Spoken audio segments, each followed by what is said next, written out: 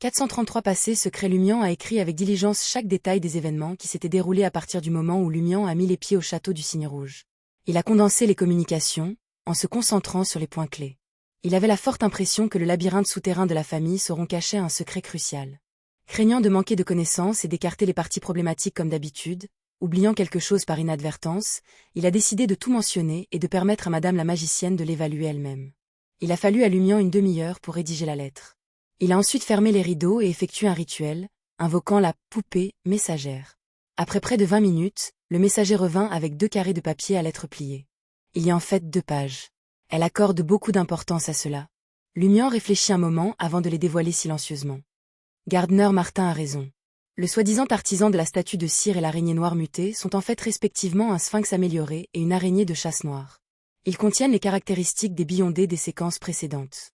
Ce qu'il n'a pas mentionné, c'est que l'utilisation du cœur affecte non seulement votre avancement, mais est également liée à un rituel spécial qui amène les Beyondés qui l'utilisent à fusionner avec une partie de la lignée de la famille Sauron, les soumettant potentiellement à une malédiction. Cependant, pour vous, il n'y a rien à faire. Vous avez déjà endossé le rôle d'empereur lors du jeu King SP. Pourquoi devriez-vous craindre cela? Cette petite trace de la lignée de la famille Sauron pourrait avoir une signification inconnue à un moment donné. Signification non découverte. Madame la magicienne fait-elle allusion à quelque chose qu'elle a observé dans son astromancie? Si j'utilise réellement ce cœur flétri pour concocter la potion, non seulement je posséderai un soupçon de l'aura de l'empereur de sang, mais j'aurai également un peu de la lignée de la famille Sauron. Quel genre de putain de fusion cela serait-il? Lumian se moquait impitoyablement de lui-même. S'il possédait en outre une lignée des Nornes, Lumian n'oserait même pas imaginer s'il serait considéré comme un prodige dans la voie des chasseurs ou simplement comme un médiocre. Après cette autodérision, Lumian a continué à lire. Vous avez beaucoup gagné dans cette aventure.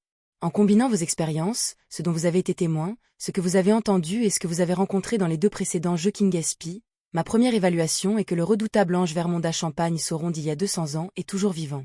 Il réside quelque part sous terre dans cette chambre, confiné dans un cercueil en bronze, entouré de bougies blanches, d'anneaux noirs de fer, d'eau de source couleur sang et des cœurs extraits des principaux membres de la famille Sauron grâce à un rituel unique.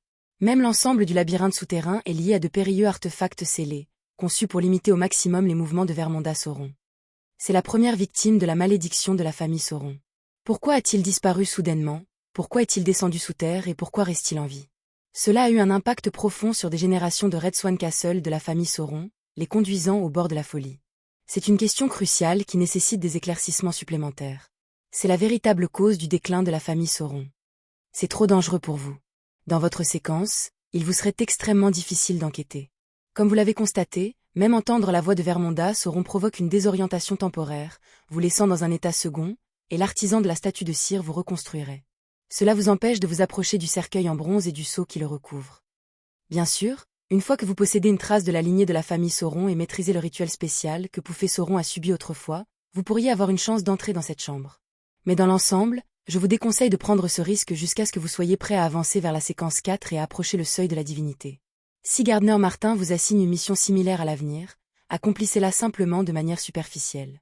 Compte tenu de vos contributions, la prochaine chaque fois que vous avez besoin d'une formule de potion ou d'ingrédients spécifiques, n'hésitez pas à me contacter directement. Vous bénéficierez d'une réduction substantielle. Ange. Les paupières de Lumian se contractèrent.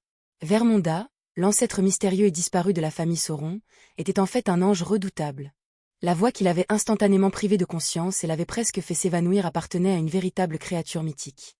De plus, cet ange restait dans un état de folie totale et avait besoin d'être scellé. Le labyrinthe souterrain de la famille Sauron est en effet un endroit périlleux, mais il recèle également une richesse de trésors, marmonna Lumian avec un mélange de peur persistante et d'anticipation. En réalité, même sans l'avis de Madame la magicienne, il n'avait aucune envie de risquer de s'approcher de la chambre avec le cercueil de bronze. Et si Poufé Sauron l'attendait la prochaine fois et qu'il finissait par se perdre, pour ensuite être tué?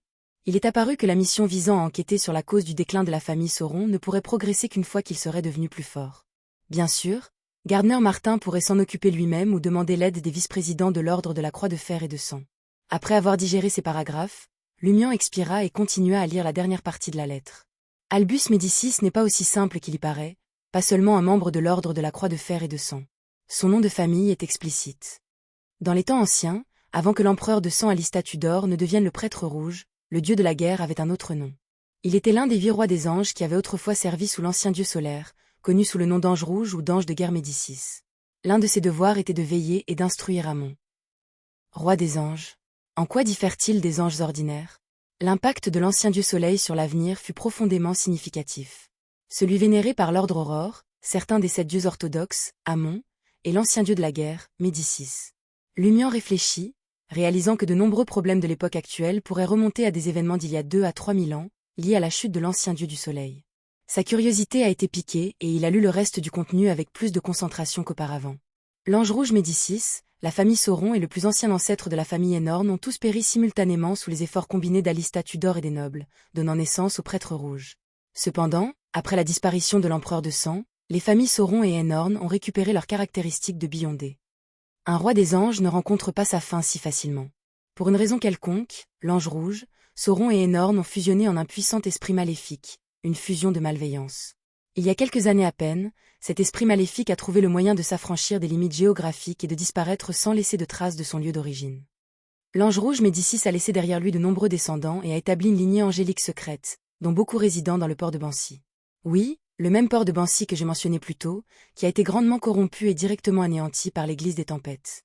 Cependant, au cours des 1000 à 2000 dernières années, les membres de la famille Médicis ont progressivement quitté l'île et sont retournés sur le continent nord. Albus Médicis devrait être un descendant direct de l'un de ces individus.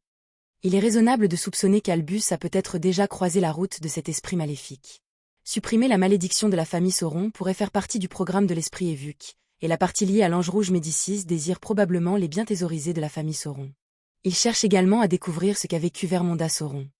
Quant à la présence d'Albus au cloître du Sacré-Cœur, cela pourrait être dû à l'esprit maléfique qui le guide ou à l'ordre de la croix de fer et de sang détectant une anomalie et l'envoyant établir le contact avec les moines et recueillir des informations. Ne vous inquiétez pas, Miss Justice et Suzy surveilleront de près. Il y a un problème avec le cloître du Sacré-Cœur.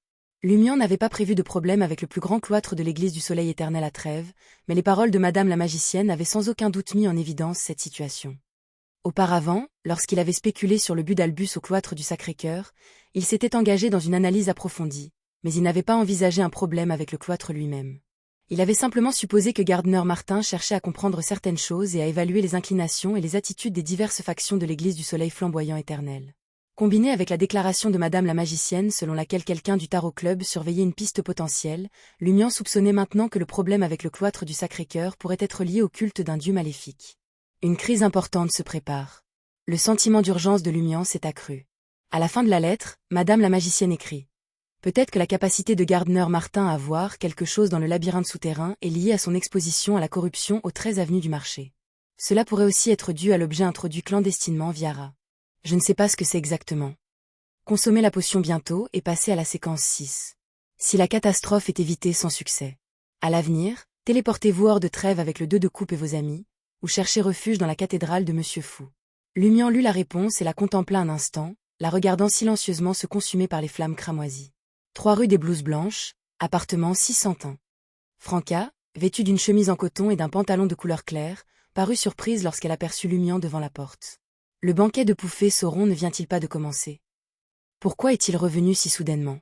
Je me suis aventuré dans le labyrinthe souterrain du château du Cygne Rouge cet après-midi et j'ai pas mal gagné, répondit Lumian avec un sourire en entrant dans la pièce et en fermant la porte.